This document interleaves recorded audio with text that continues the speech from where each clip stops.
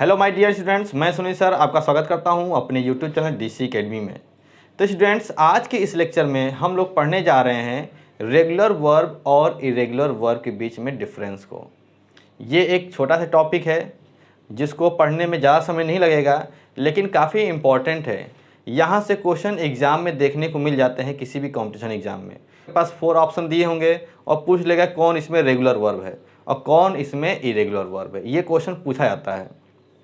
तो आइए बहुत कम समय में स्टार्ट करते हैं अपने इस टॉपिक को और देखते हैं कि क्या होता है रेगुलर वर्ब और क्या होता है इरेगुलर वर्ब। तो देखिए, एक तरफ हम लिख दे रहे हैं रेगुलर वर्ब और एक तरफ लिख दे रहे हैं इरेगुलर वर्ब। इरेगुलर वर्ब, ठीक। एक तरफ रेगुलर वर्ब और एक तरफ इरेगुलर वर्ब हमने लिख दिया है। अब देखिए, रेगुलर वर्ब में हम क्या जानते हैं V1, V2, V3, यहाँ पर भी V1, V2 और V3 लिख देते हैं। देखिए, रेगुलर और इरेगुलर में सबसे जो मेन डिफरेंस होता है वो ये होता है कि रेगुलर वर्ब वे वर्ब होते हैं जिसके फर्स्ट फॉर्म में अगर डी या फिर ईडी जोड़ दें, अगर डी या फिर ईडी जोड़ दें तो वो सेकेंड फॉर्म और वो थर्ड फॉर्म बन जाता है। लेकिन जो इरेगुलर वर्ब होता है वो ऐसे वर्ब होते हैं जिसको सेकेंड फॉर्म बनाने के लिए और थर्ड फॉर्म बनाने के लिए डी और ईडी को ऐड नहीं किया जाता है। आइए कुछ एग्जांपल समझते हैं। जैसे लिखा है वर्क, वर्क लिखा है।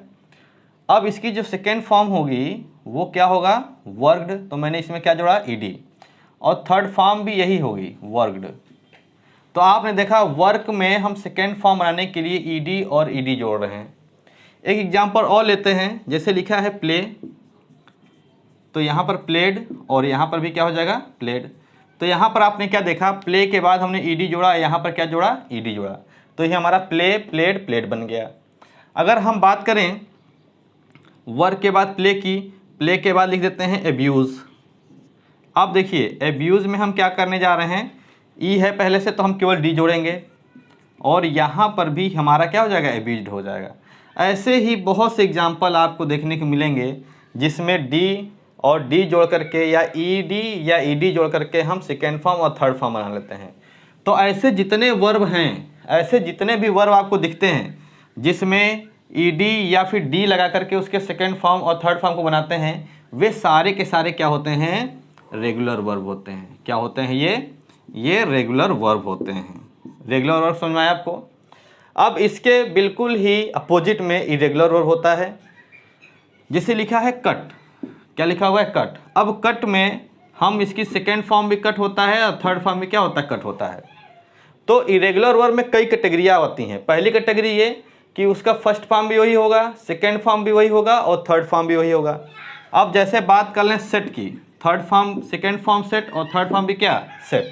तो ये तो कैटेगरी नंबर 1 हो गई। इसमें बहुत से ऐसे वर्ब हैं जिनका first form, second form, third form एक जैसे होता है।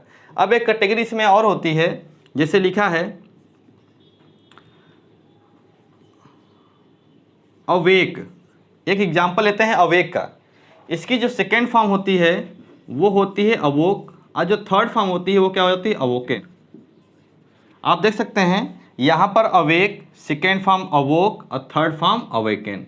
तो यहाँ पर देख सकते हैं ये तीनों क्या हैं, अलग अलग हैं। अवेक अलग है, अवोक अलग है, अवेकेन क्या है, अलग अलग है। ऐसे ही अगर हम बात करें ड्रिंक की, तो ड्रिंक, ड्रैंक और ड्रंक की। तो आप देख रहे हैं कि इसमें ना कहीं डी और ना कहीं ईडी देखने को मिल रहा है। जिसमें डी और ईडी ना मिले वो सारे के सारे क्या हैं, इरेगुलर वर्ब हैं। तो आप कोई भी एग्जांपल ले लीजिए। देखिए, ये क्या थे, तीनों एक जैसे थे। ये क्या थे, तीनों अलग अलग थे। जैसे गो, वेंट और थर्ड फॉर्म क्या हो जाएगी, सी, गॉन। तो आप देख सकते हैं कि ये सब क्या है, तीनों वर्ब क्या हैं, बिल्कुल एक दूसरे से क्या है, अलग अलग हैं। ये तीनों क्या थे, एक ही जैसे थे।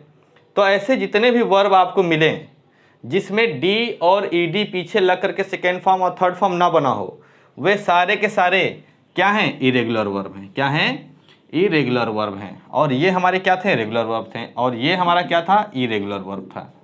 तो उम्मीद करता हूँ कि आपको रेगुलर और इरेगुलर वर्ब आसानी से समझ में आ गया होगा।